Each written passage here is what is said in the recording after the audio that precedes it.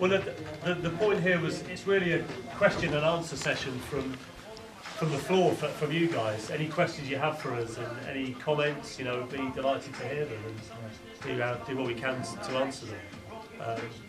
I'll kick it off. Are we able to get that? Can we turn the music on? Okay. Thanks. It was such a powerful, emotive story straight from the outset. What possessed you, or what inspired you to write that script, Johnny? It kind of evolved. Is the true story of it is a friend of mine, Adam Smith, who's a co-producer. We were like actors. He's a director and I'm an actor. We used to do pop videos and all of that, and we were just trying to build something. We made a little short film, and it was like a little comedy thing. It was nothing, And then Adam got introduced to Mike and sort of showed him the short film. And I wasn't planning to write a story, was the truth of it. I was just an actor and Adam was a director.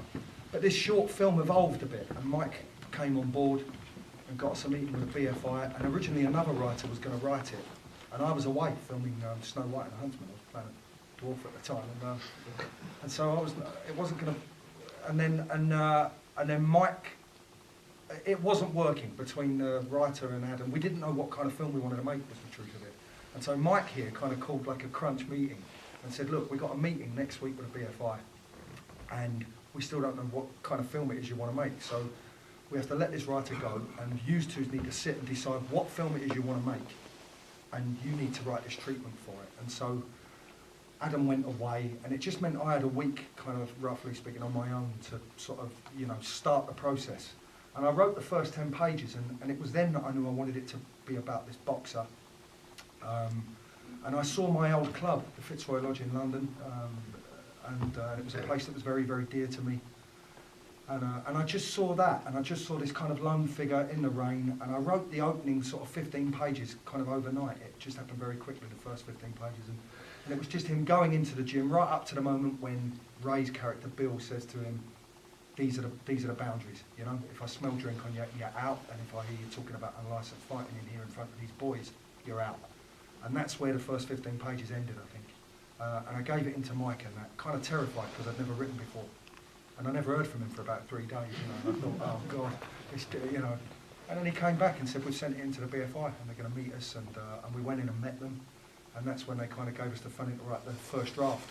Yeah, I think we were very lucky because one of the people that we dedicate the film to at the end is Christopher Collins, who was at the BFI, and he was came from a filmmaking background himself, so he just met us, and he just knew there was a kind of truth and an honesty in the stuff that Johnny had written. So and it takes bravery for some of those people to actually say, do you know what? You've never written a screenplay before, but I'm going to back you on this, and that's what Chris did. Yeah, it's kind of ridiculous, really, because I was sitting and I'd never written a script, and you're in the BFI. It's quite ominous. And Chris, bless him, he's passed away now. That's why the film's in memory to him. But when he's sitting in front of you, and after years of kind of thinking that you're not going to get these chances, and then someone says, "Okay, we're going to back you. You're going to write this." And you're like, "Whoa, hold on." And that was it. That was how we started. And then we went away and wrote the first draft, and then it evolved and evolved and evolved into what you've sort of seen now. And that's when people started to come on board, like Paul Weller, and then Barry McGuigan came on board, and we started training with him. And, so that's kind of how it started. Sort of thing. Yeah. Does that answer your question? Yes, thank you.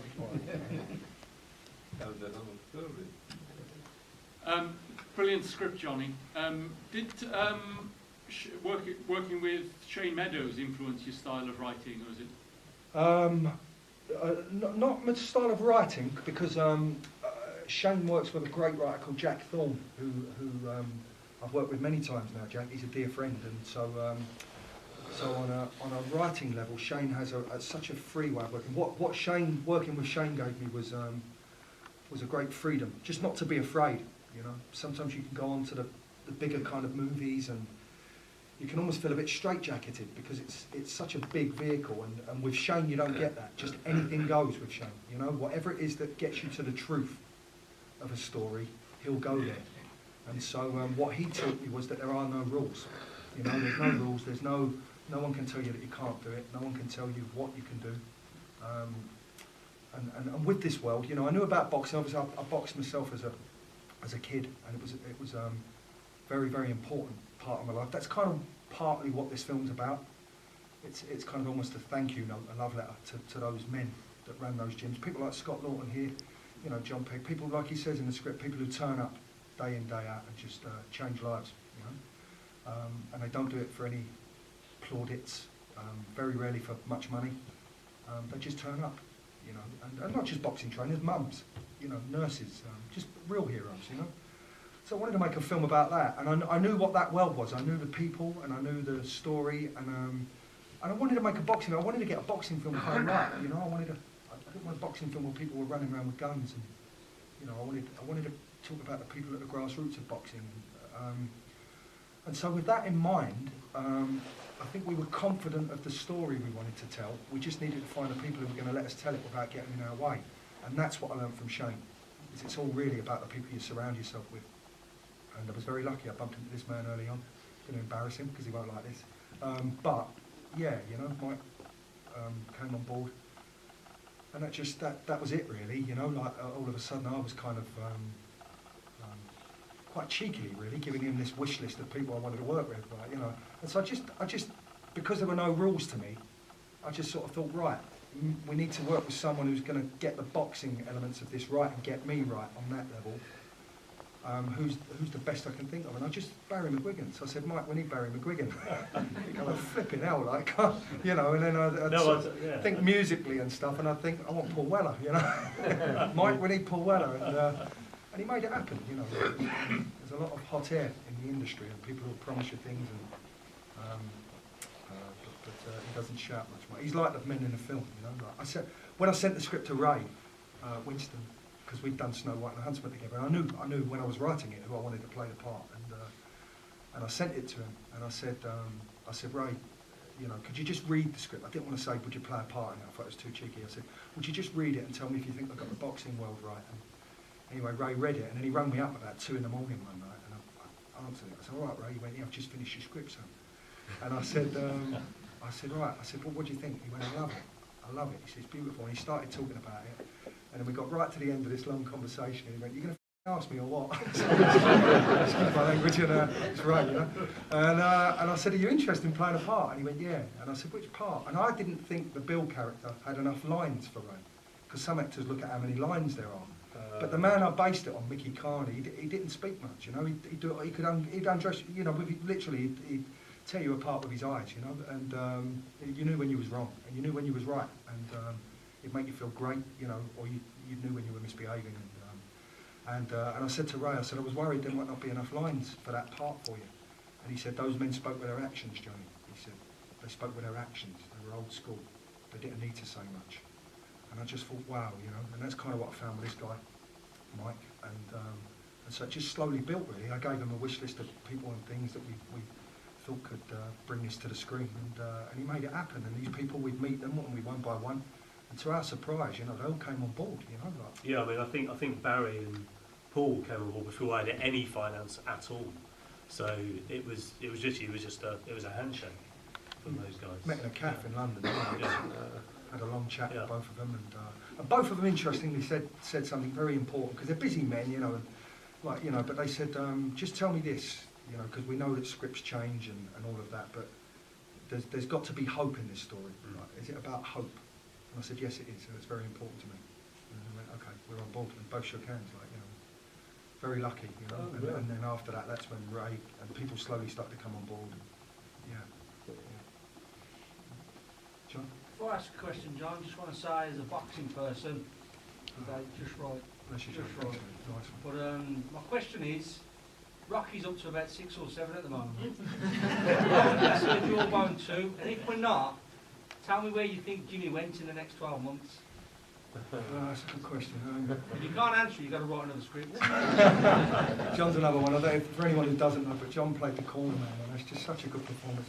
It's about the detail in films, you know, and sometimes you can forgive them for not seeing those details because you're watching the whole. And I hope people watch this film more than once, you know, because it really is about the detail. Well, in fact, on Monday. Yeah, if you go Monday night, But if you watch John's journey from the beginning of the fight, where he's quite impassive to Jimmy, you know, he's just a corner man who's brought in for this local traveller. And then by the end of the film, he's screaming for Jimmy. I love that, John. Thanks. And in answer to your question, what I didn't want to do, because as much as it's a boxing film, it's a film about addiction, really, you know, and about a spiritual awakening, about a man, about someone who's used to fighting in life. That's what I want to know. I want to know where Jimmy went. So Yeah, well, it's about a man, right, who's used to fighting in life and has got ahead in life by fighting sometimes, learning that yet sometimes you have to give in to win, you know, and that sometimes you need help, and that it's not a shameful thing to ask for help. So what I didn't want to do was I didn't want to make a film about someone winning a world title, or someone winning the lottery, or some magical sort of, some magical thing happening at the end that makes life all alright, because it ain't. You know, sometimes we all have to just put one foot in front of the other and call for help when we need it, and let people know when we're suffering.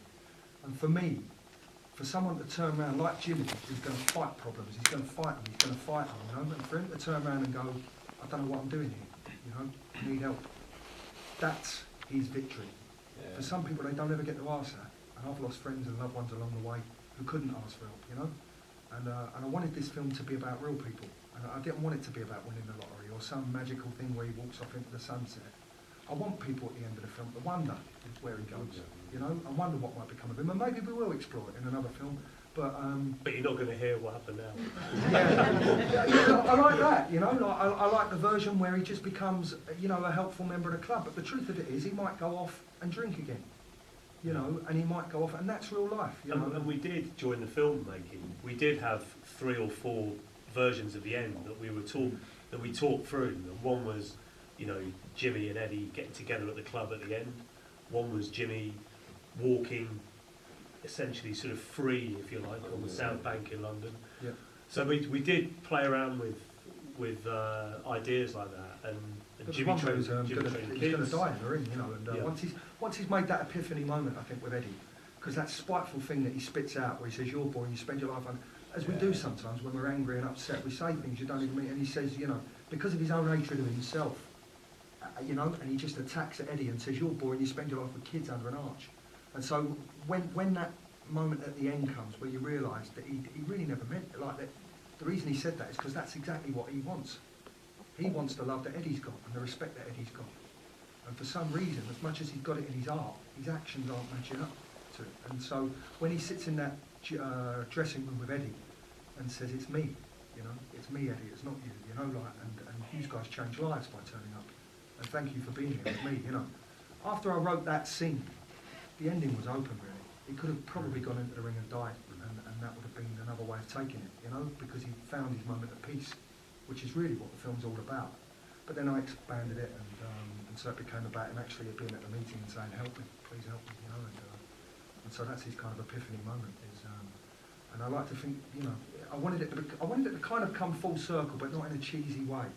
So I like the idea that in that moment when he says, "Help me," it's all there, you know. Bill's with him, Eddie's with him, all of these people that he kind of thinks is against him in life, you know, like he realises they've been behind him all the time, and that he's surrounded by benevolent people, surrounded by love, surrounded by help, you know. And a lot of the time boxing films are about like a victim in the middle of this kind of seedy, sinister world, and I wanted to write a film where Jimmy's his own worst enemy, and actually he's surrounded by love, and he's surrounded by people trying to help him, he just can't accept it. And you know, even the woman in the housing office, you know, she sort of says, "Look, I'm trying to help you, you know, you've been offered 3 houses, you've been, you know, we're trying to help you, and I know it's not an ideal situation, but you've got to meet us halfway, you've not been paying your rent, you know." But he can't help it, and because he can't help it, rather than say, "I can't help it," he blames them.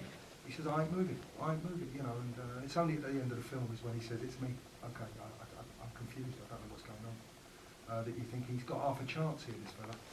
He's got half a chance, you know. And I wanted to raise the question of what half a chance is. Is it winning a world title? Not, you know, is it winning the lottery? Is it running off and getting married? What, you know? No, I think maybe if he ends up going down that club and sweeping the floor and, you know, wrapping a young kid's hands and telling him he's doing well, you know, or listening to a kid when he's having a bad day, like, then Jimmy's won the lottery, you know.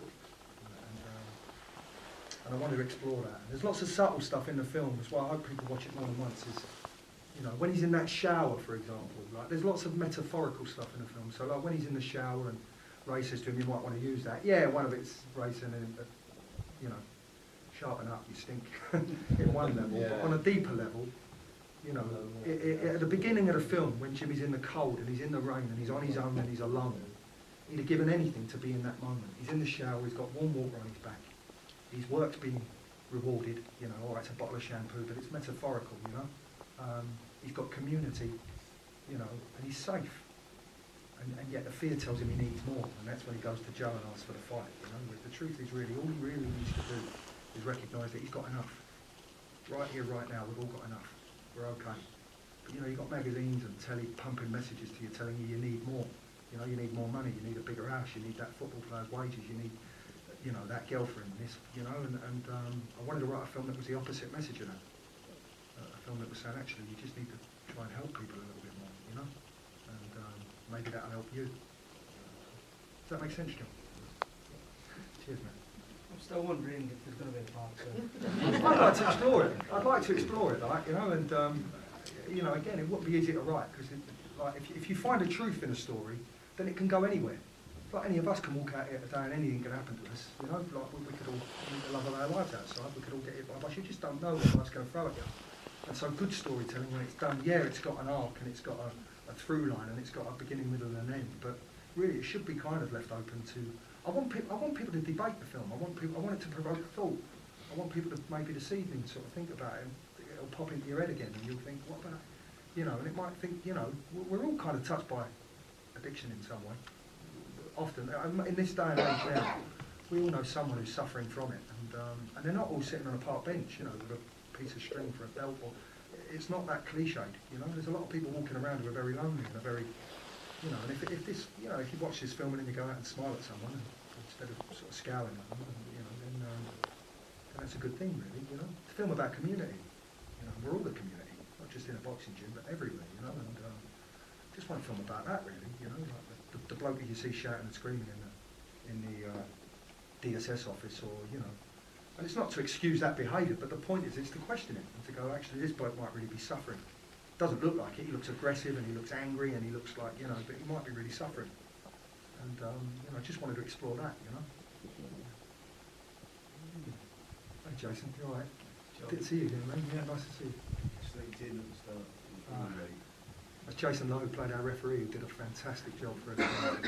You know, really great job. Yeah. Jason, you've seen it before. Did you get more out of it the second screening as well? I just think it's the camera work in the fight scenes is brilliant. I don't think Robert De Niro didn't touch that in Hands of Stone. It's absolutely fantastic. As a referee's point, looking at the scenes on the screen, it's there, it's raw, it's right in your face, and you can't get a better view than what you've just seen on there. Bless you. Thanks, man. It's absolutely brilliant. Again, it's kind of, the film's working on parallel levels, hopefully, all the way through, you know. So if someone wants to watch it and it's just a boxing movie where, you know, it's about a fight and it's that, and it, like, that's great, you know, but then there's kind of a sub-level story where that fight, what it had to represent in a way, was the final part of Jimmy's addiction. And the idea is that if you do break through with addiction, there's an old saying, they say a candle flame burns at its very brightest just before it goes out. You know, it goes fierce. If you watch a candle flame, just before it's about to go out, it goes fierce like a bright light. And in a way, that's what happens when you're going to ask for help for something. You have this feeling of that, and it's like, help me, you know. And so the fight, in a way, had to represent that fierce burning, you know, inside. And it has to be painful enough almost for you to ask for help, you know. And so that's kind of, in a way, what the fight had to represent, as well as it just representing what it is in the story, which is the boxing match at the end of the fight. And it had to be kind of squalid and horrible, and we had to kind of be in there with him. You know, it has to be almost a little bit uncomfortable to watch sometimes, and exciting, and all the things that, you know, drink and drugs are if you're an addict, or, you know, it's not just misery and self, you know, part of it when you're in it, it's and that's why you can't stop it, and that's what the fight had to represent in a way. It had to be the worst place in the world. It had to be kind of, it's somewhere inside Jimmy, I think, you know. And, so we knew we had to get the fight right, and I was a bit worried about it, to be honest, because, you know, there's been massive, big budget films that, for all of their good things or whatever, I never quite believed the fights, you know, and so I really wanted to get that right. And I think everyone prepared for that sort of really properly. I mean, Johnny's preparation with Shane and Barry McGuigan, Then we had the right stunt coordinator with a boxing background that we choreographed the fight with in prep. Again, Johnny came up here, trained with Scott. And then from the technical point of view, Tat Radcliffe, the cinematographer, really kind of played with and Thomas, director, played with building the intensity as well at the right point. So I think there was, and the crowd we had. I mean, the people, we shot the fight in Birmingham. So sorry to mention another rival town, but we shot the fight in Birmingham, and the crowd that were there sustained over 4 days that kind of ferocity. It was fantastic. Every single take. That was my Jimmy in Birmingham. That was. Oh, that's right. Yeah. Please use it again if you're doing more films like Yeah. that, especially Jawbone too. Yeah. Nice one. No, that was terrific. We were very really great. I want to say again. I'm going to say it because I know it'll embarrass him really, but I want to say a really special thank you to Scott Lawton, because he's kind of, again, he's one of those men that this film's about. You know, people who turn up, not just as a boxing coach, but he does a lot with community work as well. But I had to come up, I think, 3 weeks before filming started, just to do pre-production stuff, and I've been training for over 2 years with the McGuigans, and just to soak up the world and find the character, and I'd loved it, and I was kind of nervous about training with anyone else, to be honest, and we came up, and Gemma Nunn, who's here, found us. Hey, Gemma. Gemma was one of our ADs, and Gemma sort of said we found a guy called Scott Lawton. And I rang Barry McGuigan because he's quite meticulous, Barry, you know, and he sort of said, like, who you got up there? I said, they found a guy called Scott Lawton, and he went, you're in great hands, you know, and he reeled off Scott's record, and just, you know, he said you're in great hands, you're going to be all right, and then I went over and met Scott, and you know, for any of you that know him, I wouldn't want to play poker with him, you know, he sort of made me work a bit, and he said, right, we'll put you through your paces, and he killed me in the gym that night, and then we shook hands, and I just knew it was going to be all right. And you know, and then so Scott looked after me for that last 3 weeks, and he kind of represents the spirit that we found up here in general. Really, like Mike said, the guys in the fight for 5 days solid, every single take, not every single day, but every single take, screaming and shouting, and you know, it's hard to keep that up for 5 days. You know, people get bored, people get, you know, but they were unbelievable. You know, unbelievable. We had a question from the Lord there, I think. I'm just on a different tack. How did the process to choose Spode as the gym? Okay, well that was when we were financing the film. There was a regional fund called the Screen West Midlands Fund, and which is run through Creative England. It's part of the European funding, so it doesn't exist anymore. But we knew we would need to shoot regionally in order to qualify for that money. We needed that money. So like any business, you follow the money to get stuff made. So we had a map of the West Midlands, and we looked at, you know, what we looked at, likely cities that we felt we would find the right community there, people who knew boxing, all those kind of elements, places that we could, you know, that had good locations that we could use. And Jim, my colleague, who's sitting here as well, he's based in Manchester. He came down on an early recce of Stoke and met Mark from the council, and went round and did a whole great recce in Stoke, and then came across Spode. And I remember Jim rang me and he said there's this great pottery warehouse called Spode. And the thing for me, it was very weird, because when I grew up, me and my 3 brothers, on a Sunday when we were laying the table or preparing for lunch, we all had a job to do, and one of them was getting down Mum's posh crockery from the from the sideboard of that, and it was Spode. That was the whole thing. She collected Spode pottery, so it was a very weird association for me. And I said, well, that's great. And we came up and we looked at the space, and the great thing was it had like a real energy in the building, because we came up on was it the ceramics exhibition that we were there for? Yeah. And it had like a just a real energy about it, and obviously it had all these great elements to the, you know, for us it worked like a mini studio. It's like going to Pinewood Studios really, because we were able to find really good links with our exterior shots in London. So when Jimmy, for example, he's booted out the police station. Police station was in Birmingham. He gets booted out. He finds himself on the street, and that's in Lambeth, in London. He runs through the rain in Lambeth, but then he turns into a corner and he runs up a path which leads to the edge of the gym, and that's Spode. And then we went straight into the gym, all in Spode, recreated by the designer and a local construction team who were fantastic as well. And then the other thing we had, the other gift we had at that location was the exterior. So when Jimmy's climbing up on the roof, everything connected. So that he really, you know, he climbed up on the roof at Spode, dropped in, and there he was in the gym. It was great. And the housing office was here in Stoke. The interior of Jimmy's flat was here in Stoke. A couple of scenes that we cut, actually, it was a church sequence that we cut, was also shot in Stoke. The AA meeting room was at the Methodist Chapel in Stoke. And we just had a great, I don't know, it was just a really fortuitous thing, really. So we've been singing Stoke's praises ever since, so I've no worries about that from our side. But yeah, it was a terrific base for us, really good. And the spirit of the place as well, the people, you know, Trevor, Alan and Mick, and you know, so you turn up in the morning and you know, as a young actor, I worked at sort of Ealing Studios in Pinewood, and I used to love the history of those places. We came up here and it was kind of like that. It's like Mike said, it was like having our own film studio. Yeah. And you'd go in the gate of the morning and the guys would say good morning, you know, and we're just very, very lucky, you know. And because it was so big, you know, I even had a dressing room. I couldn't believe it. I think, have we got to wind up? Right, is that, I think there's another screening on after us. So. Okay, Oh, yeah, okay. yeah. One very quick Just question. a quick question, Yeah. if you don't mind, obviously. I wish you well with the film. I'm sure it'll be a massive hit. I want to thank you for using Stoke-on-Trent, not just Stoke-on-Trent, but Stoke-on-Trent in general. It's put us on the map. Hopefully, it's the next Clown Studios, who's to say. And if you do Thanks, film Alan. again, you know where to go. All right, very good. Thank you.